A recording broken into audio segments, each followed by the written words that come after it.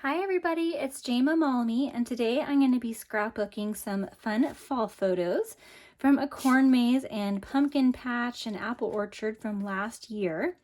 This is when we lived in Indiana, and it was actually the first corn maze we ever did, and I can't believe that, but it was only right that we did it in Indiana. So these are the photos I'm going to scrapbook. There are a lot of them, so I'm going to show you how I'm going to utilize flip flaps to be able to fit them all on a 2-page spread.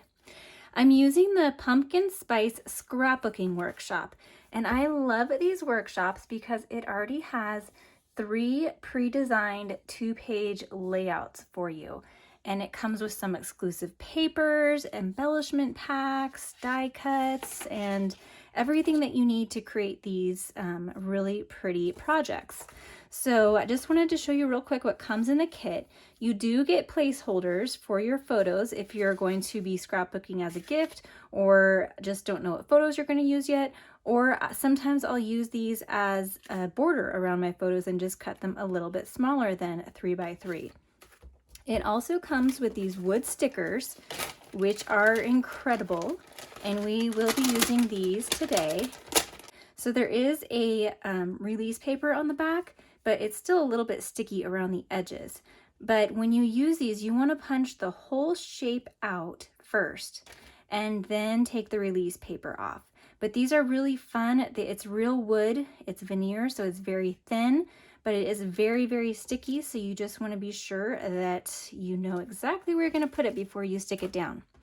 And then here is the beautiful Pumpkin Spice collection.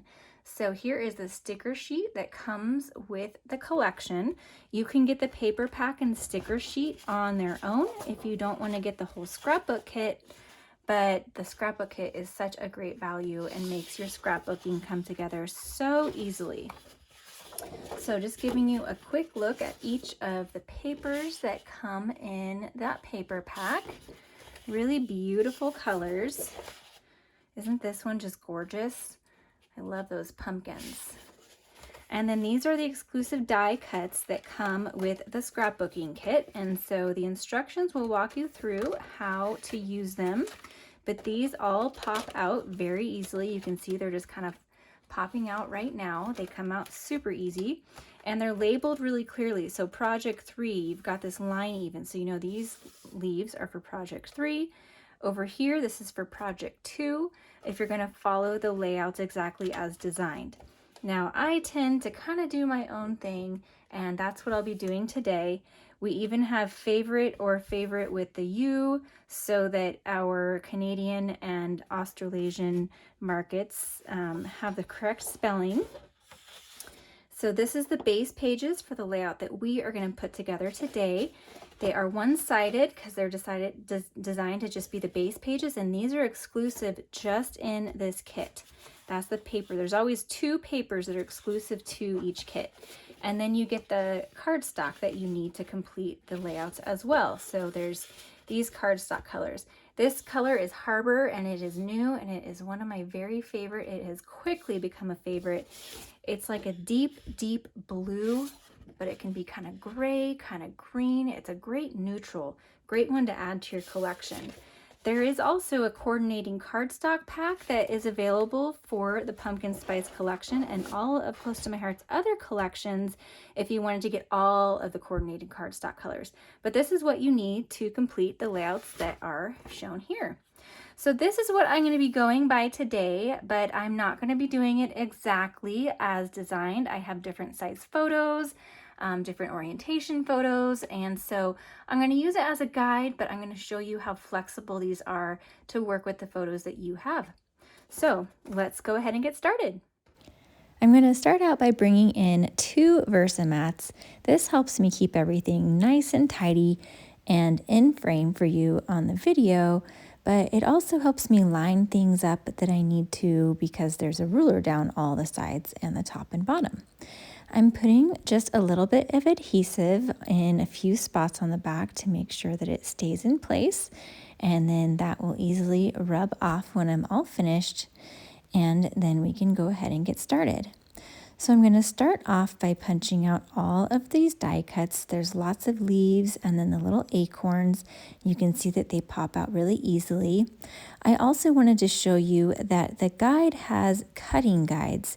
It tells you exactly how to cut all of your paper and cardstock so you can get it all cut and done for all 3 double layouts ahead of time if you wanted. I didn't do that because I'm just doing this one layout for now, and since I didn't follow it exactly and have different size photos, then a lot of the cuts would have been a little different.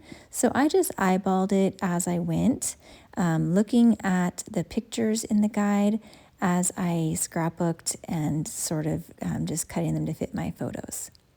So I'm cutting this photo down quite a bit. Right here, I just was cutting it down to 3 3/4 by 5 3/4 because I'm using the 4x6 mats, photo placeholders as my mats, like I mentioned I do sometimes. And I ended up double matting it. I wanted to have the white mat because I like the nice clean bright edge, especially around photos that don't have much white in the background. And then I added a Harbour mat around that. So here is a little trick to get 4x6 mats out of your paper. So not actually cut to 4x6, they're 4 1/4 by 6 1/4 to fit a 4x6 photo on them.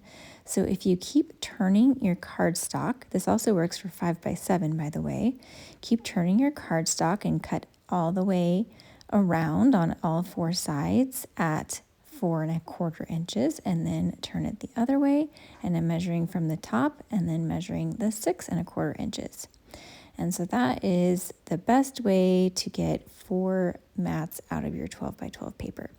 So now you can see that I cut that one photo down to, it's a little bit smaller than 3x4.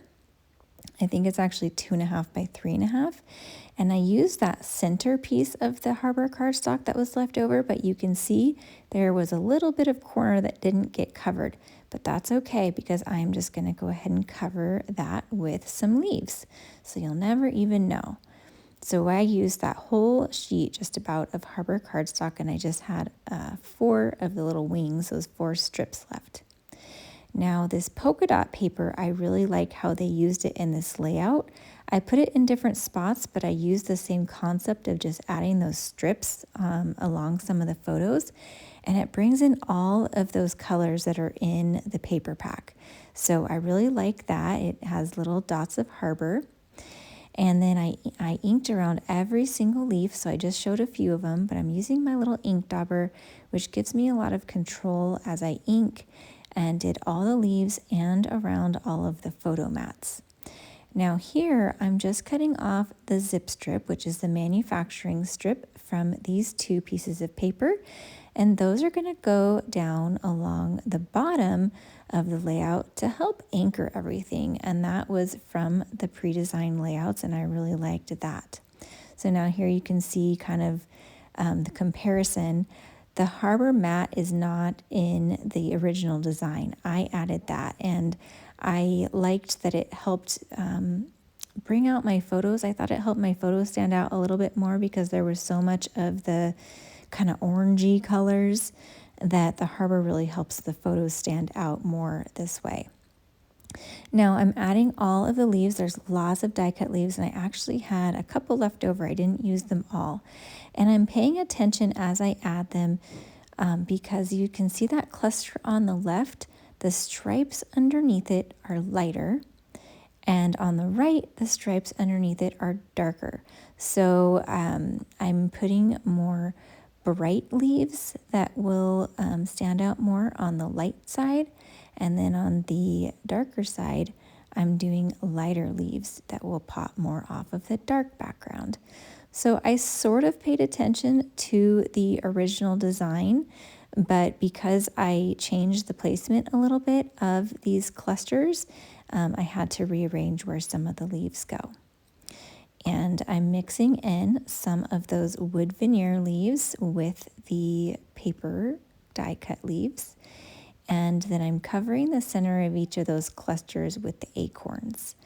Now I ended up moving this cluster in a little bit more so that it's closer to the photos and kind of coming out of the corner of those two photos. I'm liking how this is looking. I started another little cluster in the bottom right. I like to do clusters in odd numbers. Usually we think of a visual triangle, and on this layout I ended up doing more than 3 clusters. I really did like 5 clusters, which is still an odd number, but you'll see in the end it really helps you draw your eye across the whole layout. Right now, I feel like the left layout is very heavy on the top and it needs to be grounded kind of opposite where that top left cluster is. And so that's what I'll be doing. I'm bringing in some of the pumpkins from the sticker sheet in the Harbour color to bring more Harbour throughout. I think that this Harbour color really helps to continue that idea of drawing your eyes across the page. There's one little piece of Harbour in each of the clusters. So I've got that continuity of the Harbour going across each of those clusters. Leaves are a really fun way to build layering. They're an easy way to add layers to your pages. So if you struggle with layering your embellishments, try using leaves. Flowers are another good one, but especially this time of year, and especially with this kit with all of these gorgeous die cut leaves that make it easy, this is a great kit to practice your layering skills. And you've got the inspiration layout or the guide that you can follow exactly that will help you show where to place them if you want. So I'm adding some extra stickers from that sticker sheet, again adding more Harbour. I didn't want to add too much Harbour, it's just my accent still, but adding more than was in the original layout, and I really think that it ends up looking good in the end. So I'm going to stick this Welcome Autumn sticker down. I really like that. And then I thought, ooh, it'd be really fun to add this autumn sequin mix to this layout.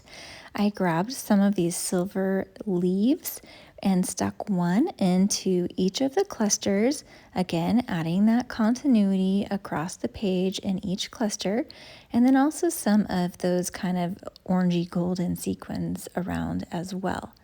So here's a close-up look at each of those little clusters. You'll notice that the top left cluster overlaps the photo, the bottom right one does not, and you'll see why in just a minute because I'm going to show you how to add 2 more photos using a flip flap.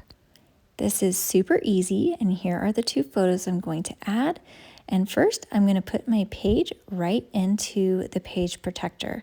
The flip flop's going to go right on top of the page protector, and it couldn't be easier to put on. So here is the 4x6 flip flap. I'm just going to lay that down here. It flips right up over the layout, the photo that we have. I cut these down to slightly smaller than 4x6 so that I could mount them onto that photo placeholder like I did the others so that they would have the white mat as well. And then the other one I'm putting upside down because it's going to flip up, right? So you need to have it upside down so that when it flips up, it's right side up. So I'm going to just slide those in, peel the release paper off, and it's really, really sticky so that it stays put. And then I'm just going to line it up right over the photo that's there. So I thought I'd give you a look at my layout versus the original. There are a lot of similarities, like we've got 2 photos still on the left, but they are totally different orientation. So we were able to change that up, still have the big cluster up here. And then over on this page, we have 3 photos, but they are, again, totally different sizes. We just moved the cluster a little bit. I got rid of the strip journaling because I added it in the flip flap. And I've also brought in all of these Harbour elements to draw your eye across the page. And I did the matte in Harbour on all the photos, and I really think that that helps them pop more off of these really warm colors and also plays into the Harbour colored title and there's the little dots of Harbour in this paper as well. So I really love how this turned out, and I hope you enjoyed. If you are new to my channel and have not yet subscribed, I hope you'll be inspired to do so and hit the like button if you enjoyed this video. If you're interested in this kit for yourself, I will link it down in the description below. Hit that little arrow down button if you're on mobile, or see more if you are on a desktop. Thanks so much for watching, and have a wonderful day.